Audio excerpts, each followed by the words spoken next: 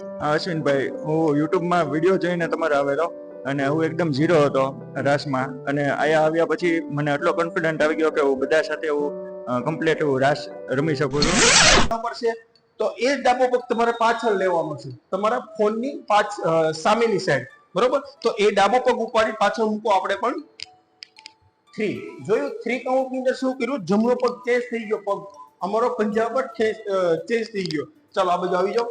હવે 1 2 3 આ 3 સ્ટેપ કરીને બતાવી. અને જ્યારે તમે સ્ટેપ રમો ને એટલે પગની ઠેસ મારવાની છે. ઠેસ યાની કે આવી રીતે ઠેસ પંજા ઉપર, બરોબર? આવી રીતે ઠેસ નહીં, સીધો ગોઠણ રાખીને સીધો પગ રાખીને ખાલી પગ ઉપર રાખવો એવી રીતે નહીં, આવી રીતે ઠેસ.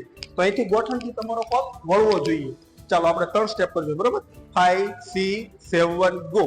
1 2 3 જોયું. 3 કાઉન્ટની અંદર જો અમારો પગ વળેલો છે પ્લસ જમણો પગ ઠેસ ઉપર છે, બરોબર? તો હવે 4 કાઉન્ટની અંદર શું કરવાનું છે? તમારો જે જમણો પગ પંજા પર આવ્યો ને એને આગળ મૂકવાનો છે અને ડાબો પગ પંજા પર. આવી રીતે 4 સ્ટેપ. આ બાજુ આવી જાઓ. તો હવે 1 2 3 4 એક સાથે 4 સ્ટેપ તમને રમીને બતાવી, જેથી કરી તમારે કોઈ કન્ફ્યુઝ ના થાય. અને હા, હાથના સ્ટેપ પણ સાથે રમીને બતાવશો અને ગોળ રાઉન્ડ ની અંદર પણ રમીને બતાવશો, જેથી કરીને વિડીયો તમે એન્ડ સુધી જોવો, જેથી કરીને તમે પણ ઘર બેઠા ટ્રાય કરી શકો છો. મારી પાસે આવવાનો પોસિબલ ના હોય તો તમે મારો વિડીયો જોઈને પણ શીખી શકો છો. ચાલો રાખો આપણે ડાબો પગ આગળ. 5 6 7 ગો. 1 2 3 4 જોઈ લીધું. 4 કાઉન્ટની પોઝિશન. 4 કાઉન્ટ સુધી સ્ટેપ આવી ગયો. તો હવે આપણે આને સ્ટેપને આપણે કન્ટિન્યુ રાખવાનું છે. તો કન્ટિન્યુ સ્ટેપ રાખવા માટે શું કરવાનું છે? આપણે શું કરવાનું છે? તમારો જે ડાબો પગ આગળ છે ને એને પાછો રિટર્ન પહેલેથી સ્ટાર્ટ કરવાનું છે. આવી રીતે જો, આ 1 આ બાજુ, આ 2 આ બાજુ, આ 3 અને 4 જોઈ લીધું. આવી રીતે કન્ટિન્યુ રાખવાનું છે. ફરી એકવાર આવી જાઓ. ફરી એકવાર તમને પગના સ્ટેપ જ બતાવીએ છીએ. તો 1 2 3 4 1 2 3 4 આપણે કન્ટિન્યુ સ્ટેપને કઈ રીતે રાખવાનું છે? ચાલો 5 6 7 ગો. 1 2 3 4 1 2 3 4 જોઈ લીધું. 1 2 3 4 1 2 3 4 આવી રીતે તમારે પણ કાઉન્ટ યાદ રાખવાના છે. અને હવે હાથના સ્ટેપ અને પગના સ્ટેપ બંને એક સાથે રમીને બતાવીએ, બરોબર? તો હાથના સ્ટેપ ની અંદર શું કરવાનું છે? રાખો આપણે ડાબો પગ આગળ.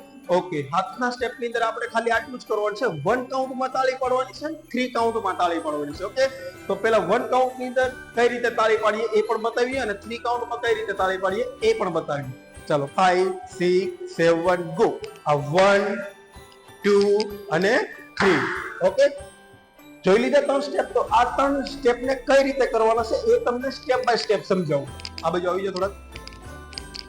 ઓકે, જો તમે જ્યારે 1 કાઉન્ટમાં તાળી પાડો ને, આ 1, તો જ્યારે 2 નું સ્ટેપ કરો એટલે હાથ ખોલી નાખવાનો, 2, અને જ્યારે 3, તો 3 કાઉન્ટ ની અંદર પાછો હાથ તાળી પાડવાનો, 3 અને આ 4, તો 4 કાઉન્ટ ની અંદર હાથ પાછો ખોલી નાખવાનો. અહીંથી પાછું આ 1 2 3 4 જોઈ લીધું 4 સ્ટેપ. તો આ 4 સ્ટેપ હું અને આપણે મિત્તલભાઈ રાઠોડ બંને એક સાથે રમીને બતાવ્યું, જેથી કરીને તમને એવું લાગતું છે કે કન્ફ્યુઝ થાય છે તો તમારે કોઈ જાતની કન્ફ્યુઝ ના થાય. ચાલો 5 6 7 ગો.